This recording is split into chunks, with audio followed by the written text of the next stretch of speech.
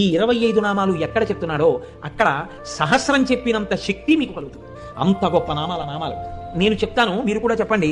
సింహాసనేషి, లలిత, మహారాజ్ఞి, వరాంకుశ, చాపిని, త్రిపురా చైవ, మహాత్రిపుర సుందరి, సుందరీ చక్రనాథ చ,